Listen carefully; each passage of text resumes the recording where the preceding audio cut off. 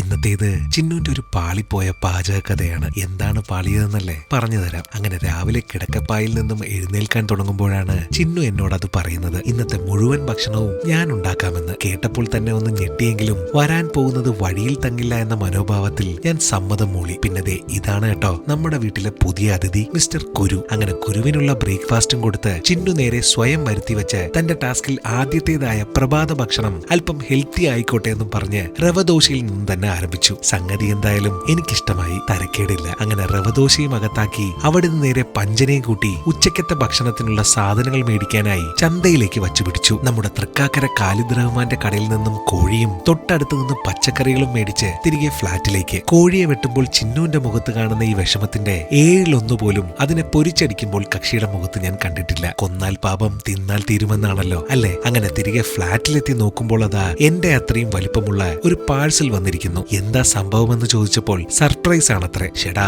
ഇതിപ്പോ ഇന്ന് മുഴുവൻ സർപ്രൈസുകളാണല്ലോ ഭഗവാനെ എന്ന് മനസ്സിൽ പറഞ്ഞുകൊണ്ട് ആ പാഴ്സലിനെ പൊക്കിയെടുത്ത് നേരെ അകത്തേക്ക് കൊണ്ടുവന്നു. ഒട്ടും വെച്ച് താമസിപ്പിക്കാതെ പെട്ടി പൊട്ടിച്ചു നോക്കൽ ചടങ്ങിലേക്കും കടന്നു. നോക്കുമ്പോൾ അതാ നമ്മുടെ സ്ലീപ് സിംഗിന്റെ ട്രൈസൺ ലാറ്റക്സ് മാട്രസ്. സംഗതി മഴക്കാലമാകുമ്പോൾ പൊട്ടിമുളയ്ക്കുന്ന എന്റെ നടുവേദനയ്ക്ക് ഒരു താൽക്കാലിക ശമനം ലഭിക്കുമെന്ന് ചിന്നുവിനോട് ആരോ പറഞ്ഞു കൊടുത്ത പ്രകാരം കക്ഷി എനിക്ക് സർപ്രൈസ് ആയിട്ട് ഓർഡർ ചെയ്തതാണ് ഇത്. സംഭവം ഞാനും കേട്ടിരുന്നു. ഇന്ത്യയിലെ ആദ്യത്തെ എർഗോണമിക്കലി എഞ്ചിനീയർഡ് മാട്രസ് ഇതാണെന്ന്. പിന്നെ ഇതിൽ ട്രൈസൺ ടെക്നോളജിയും എഞ്ചിനീയർഡ് ലാറ്റക്സും 5 സോൺ പോക്കറ്റഡ് സ്പ്രിംഗ് സിസ്റ്റവും ഉള്ളതുകൊണ്ട് തന്നെ തല മുതൽ കാലുകൾ വരെ ശരീരത്തിന് ആവശ്യമായ കംഫർട്ടും സ്പൈനിന് മികച്ച സപ്പോർട്ടും പ്രഷർ റിലീഫും കൂൾ ആൻഡ് കംഫർട്ടബിൾ സ്ലീപ്പും ലഭിക്കും. കൂടാതെ 100 നൈറ്റ് റിസ്ക് ഫ്രീ ട്രയലും 15 വർഷത്തെ വാറണ്ടിയും ഉള്ളതുകൊണ്ട് തന്നെ ടെൻഷൻ ഒന്നും വേണ്ട. thesleepsync.com വഴിയോ ആമസോൺ വഴിയോ നിങ്ങൾക്ക് ഇതൊന്ന് വാങ്ങി ട്രൈ ചെയ്ത് നോക്കാം കേട്ടോ. അങ്ങനെ പുതിയ മെത്തയിലിരുന്ന് അല്പം സൊറയും പറഞ്ഞിട്ട് ചിന്നു നേരെ ഉച്ചഭക്ഷണത്തിനുള്ള പരിപാടികളിലേക്ക് കടന്നു. ഉച്ചയ്ക്കും ഹെൽത്തി മതി അത്രേ. അതുകൊണ്ട് തന്നെ